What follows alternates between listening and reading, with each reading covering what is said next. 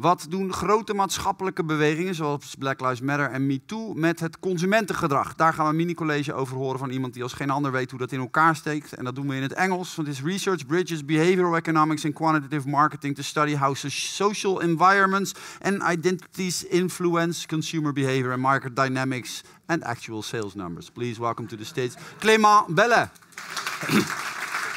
Thank you very much.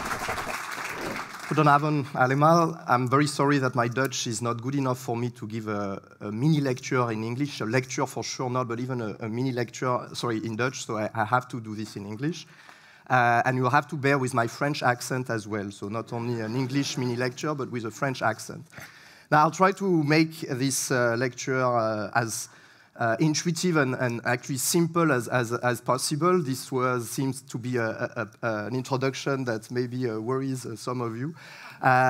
So what I do is basically I'm interested in how social change can be captured in how people spend their money. So essentially what you buy revealing who you are, right?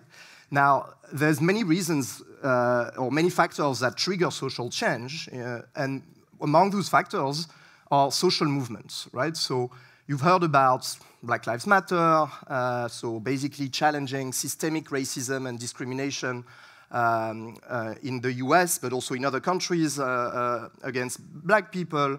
But you've also heard about Me Too, which also challenges systemic discrimination and stereotyping of women in society, and particularly linking it to a culture of sexism that justified sexual harassment. So there's been a lot written about Me Too, and there's been also a lot of evidence showing that attitudes and beliefs have changed regarding women since Me Too, right? So it's a polarizing issue, but it led to certain changes that are meaningful at work, for instance, in the legal system, and so on.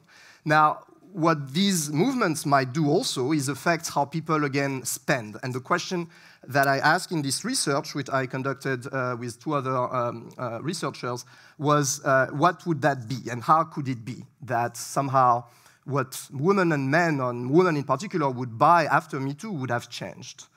And the reason why gender identity expression through consumption might change following a movement that question, again, the roots of femininity and masculinity, right? So somehow behind the movement, there was this idea that by thinking that women are somehow stereotyped in position of maybe weakness, vulnerability, objectified or as objects of sexual desire, for instance, was actually rooted in other forms of stereotypes in society that ascribe certain role to women and others to men. And this we know in the labor markets that drives, for instance, women going more towards care types of jobs and men going more towards, say, engineering or science. But how about consumer markets? And if you think again about brands, for instance, a lot of brands, at least before Me Too, were relying to target women in particular on certain vision of what is feminine or what is femininity.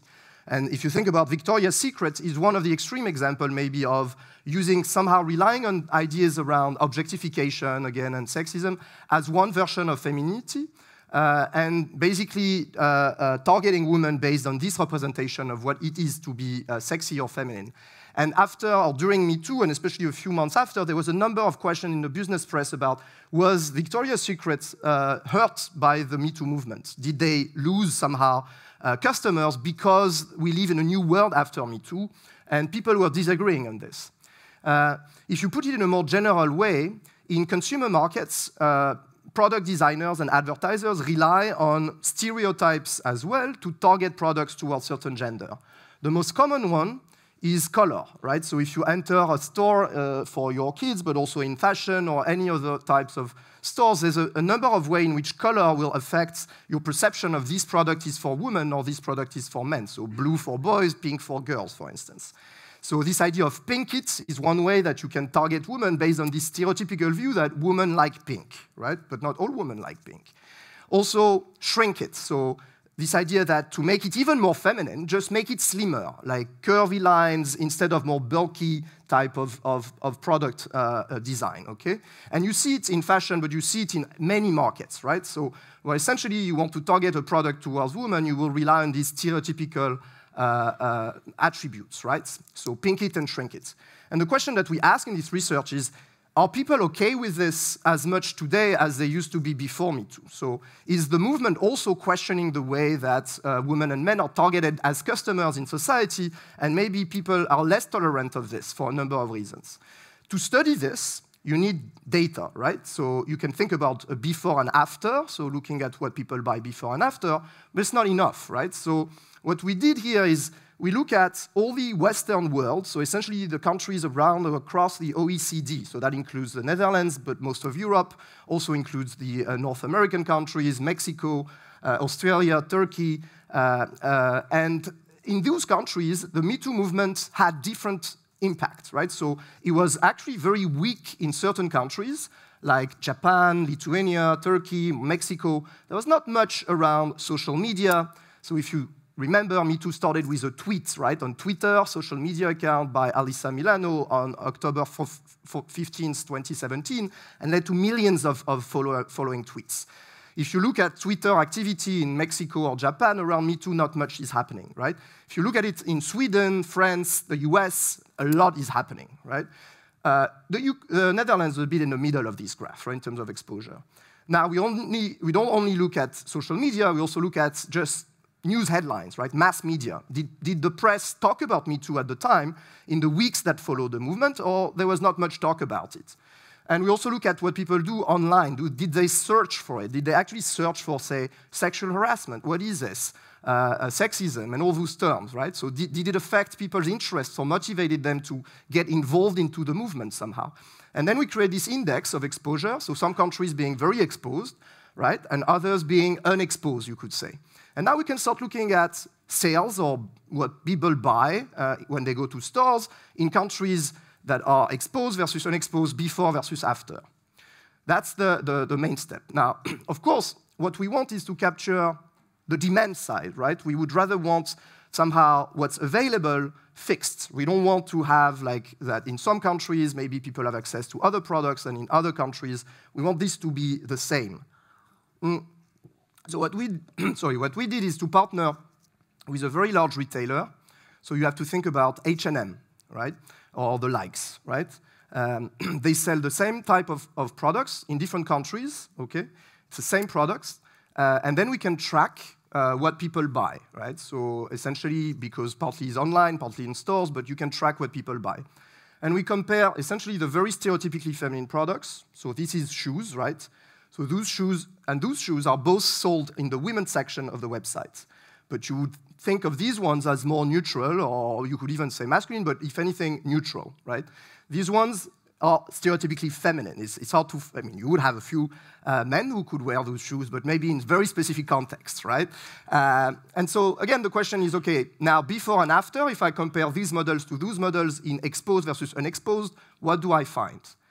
And this is what we found. So this was the before effect, this is after. And each rectangle is kind of a week, okay? And so just 1 week after Me Too, already see a significant drop, and that goes down and then stabilizes around about 3 months after Me Too, around a drop that is equivalent, I say here, to an 8% tax on the pink and the pink products, right? What I call pink products would be products that you could characterize as stereotypically feminine based on what people say when they see these products, right? So we see the equivalent of an 8% tax, meaning not that the retailer or the store increased the price of the goods. Actually, those product prices didn't change, but the effect on the purchase behavior was as if the prices of those pink products would have increased by 8%, the effect on the demand, right?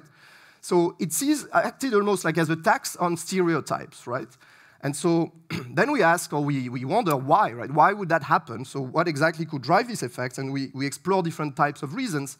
The first one being what's called identity threats or threats. So I put a shield here.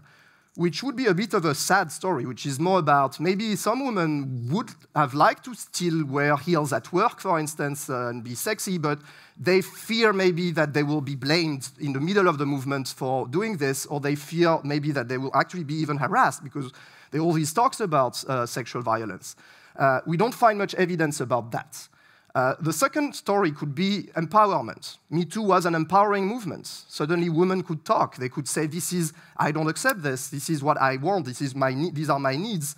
And so maybe behave in a way or buy products, not all women, but certain women, that would be more aligned with what they really want, what they really need. So maybe a flat trainer is more comfortable than a high heel shoes when I go to work.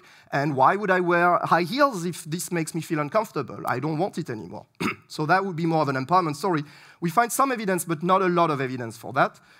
The final reason, which is what we found the strongest evidence for, is this idea of values alignment. So I started by saying that Me Too led to a lot of exchange and debates, a little bit like what we have here, about what this is about and what is femininity, what is masculinity. And people started questioning these kind of stereotypical associations. If you're a woman, you need to be feminine in that way, you need to be sexy, you need to wear those types of colors. And essentially, we find that the people that were most aligned with the movement's values are the ones that reacted the most whose consumption reacted the most, okay? So it seemed to be more this idea of rebellion against stereotypes that was driving this effect, that is driving this effect. Now, we don't find it only for shoes, right? Here I insisted on shoes, but we also have it for instance, lingerie, where the drop is much bigger. So if you say pink or red lingerie, okay? But we also have it for handbags and dresses when we start categorizing these products into are they stereotypically associated with a woman design or not? Does that mean, and I will end with this, does that mean that, in a way, this is the end of gender-based segmentation? That's what marketing people, that's how they talk about it, right? They call it gender-based segmentation. You divide a market across gender lines based on certain attributes of products. Is it the end of it? Certainly not. So what we find is a drop, right? It's a shrinkage of that market for very stereotypical goods, like the pink products, but it's not that they disappeared, right? So there's still a lot of people buying these products, a lot of women buying these products, but it seems that at least a fraction of society has departed from it. And so what will be the long-term consequences of this? I think it remains to be studied. There's further work that I'm now doing on, say, advertising and other markets than just fashion. But I think it has to be something that's, stick in mind, which is that sometimes instead of asking people directly, what do you think about this or that, looking at what they actually do and what they actually buy might just be more revealing of what's happening and changes happening in society than asking them, so because sometimes people don't want to say. So I will end on this, and maybe, I don't know if there's time for questions, but thanks a lot.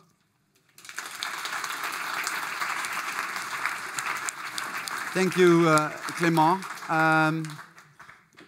Were you surprised with the outcomes? A little bit, because we were not completely sure. There was a few also.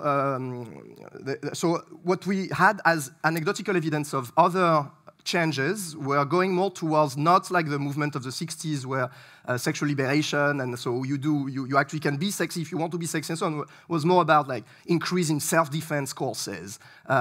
Victoria's Secret, actually I didn't say, but the story was that they changed their CEO, and instead of putting these women in more sexual objectifying profiles, they partnered with women soccer player, tech investor, and so on. So they made in a way femininity more neutral, right? So but then we would have or could have expected the opposite, right? So we could also have expected that the Me Too movement was more of would have an effect more on like, then I want to somehow, as a pride thing on what's femininity, I want to assert what is feminine in that way, and so I want to wear more pink, more high heels maybe. It seems that it's some other forms of narrative that has prevailed, which is more this idea that some of these attributes, right, are not necessarily what women would have liked, but it's more a male gaze effect, like what men want to see in women, more than what women really want, at least for some of these women. And did you come across a lot of these companies that might have predicted during the sort of let's say the I would want to say outbreak, but the viral going of Me Too, that wanted to prevent the movement from getting big? Yeah, so that's something we were concerned about, which is, could it be also that everything that we show here is actually not on the demand or customer side, but it's companies or retailers anticipating or being afraid of maybe what could happen, and so changing maybe, for instance, their product assortments or their advertising or some other reactions. We didn't find these effects, at least in the short run.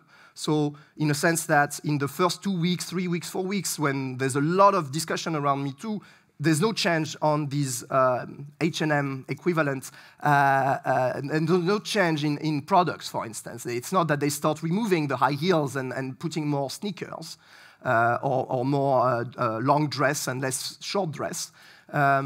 But we cannot tell for the long run, right? So what we want to say here is that we capture somehow a shift in the tolerance, the norm, in the fashion trend, you could say. And then, of course, things happen later on, and this we are not able to say. Okay, thanks for being here. Clément Bellet. Thank you.